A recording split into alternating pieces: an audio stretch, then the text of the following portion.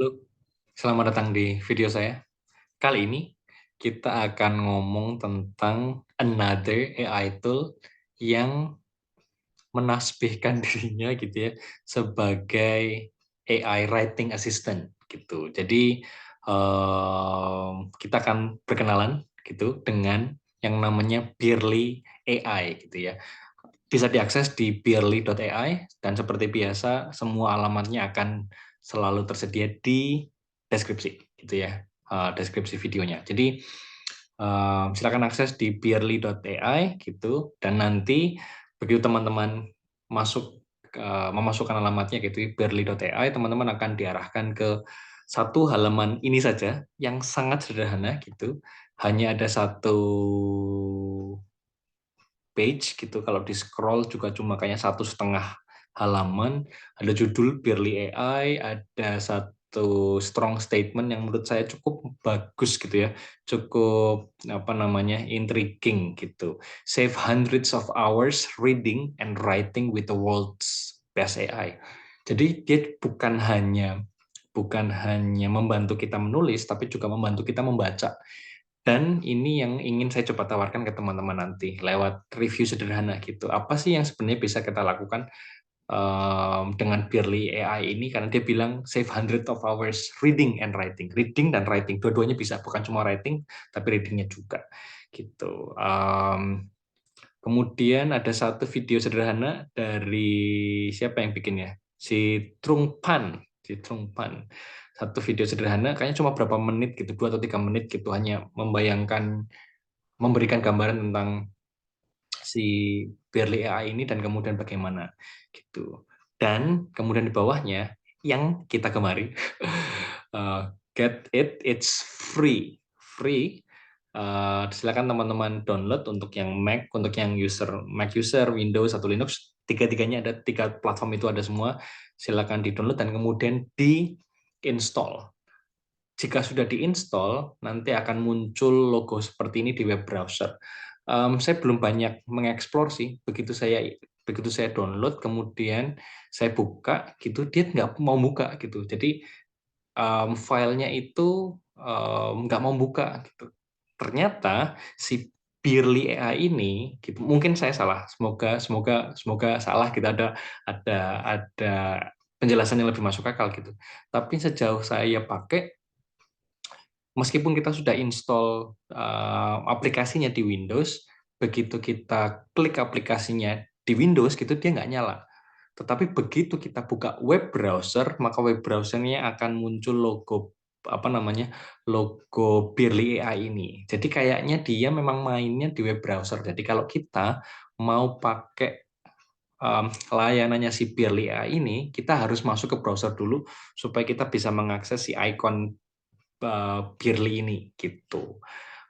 Karena memang saya kira fungsinya si Beerly AI ini untuk apa ya, menganalisa informasi yang berasal dari web browser gitu.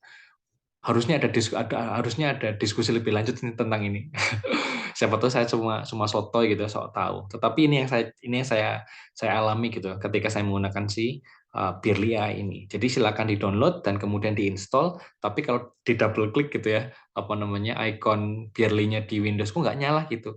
Karena seharusnya nyalanya di web browser gitu. Jadi buka web browser dan kemudian baru mulai pakai. Dan pastikan di sebelah kiri muncul logo ini nih, logo beruangnya gitu. Dan kalau diklik muncul panel sederhana gitu. Executive summary, question, other, dan setting yang akan kita bahas sebentar lagi.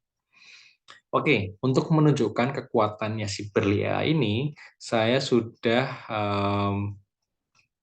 membuka satu tab baru. Tadi saya masuk ke Google dan saya bertanya tentang the future of AI in education. Kemudian saya ngeklik tautan pertama yang muncul gitu. Jadi saya klik gitu ya, random saja. Judul judul artikelnya adalah The Role of Artificial Intelligence in the Future of Education gitu. Artikelnya nggak penting, tetapi yang ingin saya tunjukkan adalah kekuatan si logo beruang ini gitu. Jadi misalkan teman-teman sudah masuk ke web tertentu gitu ya, bisa juga artikel ilmiah yang open access sehingga webnya isinya sudah jurnal semuanya ya gitu. Jadi kalau kalau kita lihat si logo beruangnya ini kita klik, kalau kita ngeklik executive summary, maka si Birli ini akan bikin summary dari web ini gitu. Kita coba ketika kita klik executive summary, maka si Birli ini akan membuatkan rangkuman singkat dari web ini gitu. Kita lihat rangkumannya. Mungkin tidak cukup banyak tetapi menarik. Menariknya karena ada summary, ada key takeaways, ada counter argument. Saya sudah coba di beberapa kesempatan gitu ya. Kayaknya ini jadi pola umum. Ada summary, ada key takeaways, ada counter arguments. Menarik kalau kita misalkan sedang mencari research novelty atau research gap gitu ya dari topik penelitian tertentu. Fitur-fitur seperti ini yang ditawarkan oleh si Berli gitu akan sangat membantu kita untuk melihat lubang-lubang gitu. Oh, ini yang belum dibahas, itu yang belum dibahas gitu. Jadi menarik juga. Bisa di-share gitu, tentu saja, bisa di-copy. Kalau teman-teman pengen nyoba yang lain boleh. Ini fitur yang pertama, ya, executive summary. Nah, fitur yang menarik yang berikutnya adalah ini other. Bukan other, question dulu. Question. Kita klik question, maka dia akan muncul apa namanya? Akan muncul apa namanya? Pop-up windows gitu ya. Muncul pop-up windows yang isinya gitu, yang isinya adalah kolom kolom apa namanya? Kolom bertanya. Jadi kita bisa bertanya mengklarifikasi informasi tertentu dari web tersebut gitu, dan kemudian si Bierli akan apa namanya akan mencarikan jawaban dari pertanyaan kita lewat informasi yang ada di web tersebut. Jadi kayak kayak mau diskusi gitu, kayak diskusi tapi difasilitasi oleh Bierli gitu. Itu untuk yang apa namanya uh, questions. Nah, kalau kita klik other, nanti teman-teman akan punya banyak fitur komplit dari si Bierli ini gitu. Saya takutnya nggak muncul nih apa namanya pop-up Windows-nya di video gitu. Tapi kalaupun tidak muncul, teman-teman akses sendiri ya. Nanti saya pandu lewat lewat apa namanya review ini gitu. Jadi kalau teman-teman lihat nanti kalau sudah ulangi, kalau kita klik icon beruangnya, kita klik other, nanti akan muncul pop-up Windows yang isinya ini. Ada general, executive summary, ada copy wizard, itu untuk yang generate blog post, essay, newsletter, and more. Lebih mengerikan kalau kita ngomongin ChatGPT dan kengeriannya karena ChatGPT bisa bikin essay, si Birli ini juga bisa bikin essay, gitu ya. Ada continuation, 3 paragraphs to bit writer's block. Jadi kalau kita bikin satu paragraf dan kemudian mantap bingung gitu, dan kemudian oleh si Birli ini akan dibuatkan 3 paragraf baru gitu. Jadi memang bagi kita yang sedang mengalami writer's block, model-model layanan seperti ini akan sangat membantu. Kemudian ada counter argument, menarik juga karena bisa kita coba gitu ya kalau kita bingung gitu. Ini counter argumentnya apa ya, bingung, kemudian kita bisa minta tolong si Birli untuk bikinin kita si counter argument. Kemudian ada grammar correction, saya belum coba banyak untuk yang grammar correction ini. Kalau dia sih bilangnya correct sentences into standard English gitu. Kalau mungkin bisa, tetapi mungkin tidak se ekstrim, bukan se ekstrim ya, sebagus Grammarly gitu. Saya masih memegang teguh Grammarly sebagai grammar checker paling jos jagat raya gitu ya. Tetapi punya fasilitas ini di satu AI tool gitu cukup menarik, bisa dicoba. Kemudian ada summarize gitu, di pop-up Windows-nya si Bierly ada summarize, ya kita sudah coba tadi ya.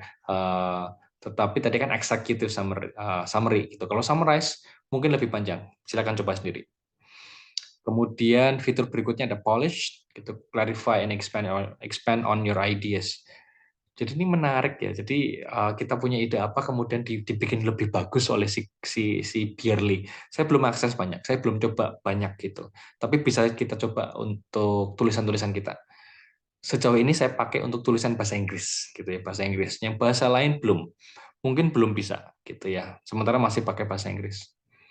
Kemudian write emails, nah, email ada write emails or inspire yourself itu draft. Jadi misalkan kita dapat, kalau saya gitu ya, ngobrol sama supervisor gitu, pembimbing, kemudian pembimbing kirim email apa, saya bisa bertanya kepada si Birli ini, Birli kira-kira jawabannya apa ya? Itu menarik juga, menarik juga. Ada banyak layanan dalam satu AI tool, dan menurut saya ini sangat worth it untuk dicoba. Gitu ya. Tahun 2023 masa depan AI akan cerah karena barang-barang seperti ini. Kemudian ada essay outline, ada headlines, ada question, ada expansion, ada shorten. Ini ada Grammarly, ada Quillbot. Kita lihat ya, kita lihat perkembangan si Beerly tahun 2023 seperti apa. Masih free? Kalau masih free, apakah fiturnya tambah banyak? Kalau bayar, apakah fiturnya tambah bagus juga gitu ya. Kemudian yang terakhir ada reward mungkin paraphrasing, modelnya sama kayak paraphrasing gitu ya. Menarik sih, menarik. Ada banyak fasilitas yang bisa kita kita coba gitu ya, kita coba lewat Beerly ini gitu. Sekali lagi teman-teman, masuk ke Beerly.ai, download salah satu. Kalau teman-teman user pengguna Mac, silakan Mac, klik Mac, pengguna Windows silakan klik Windows, pengguna Linux silakan klik Linux, kemudian diinstal, dan kalau sudah akan muncul logo apa namanya ruang ini, dan teman-teman silakan explore sendiri. Kenapa kemudian saya berani meminta teman-teman untuk explore sendiri? Karena user experience-nya menarik, relatif mudah untuk diikuti gitu. Bahkan dengan mereka yang misalkan tidak terlalu familiar dengan AI tool seperti ini. Menarik karena gampang diikuti dan teman-teman bisa langsung pakai gitu. Kita bikin pendek, teman-teman silakan nyoba sendiri. Nanti kalau ada fitur-fitur tambahan di Beerly, saya akan bikin video lanjutannya. Gitu. Tapi kali ini that's it. Thank you very much for watching. Jangan lupa di subscribe. Thank you. Bye.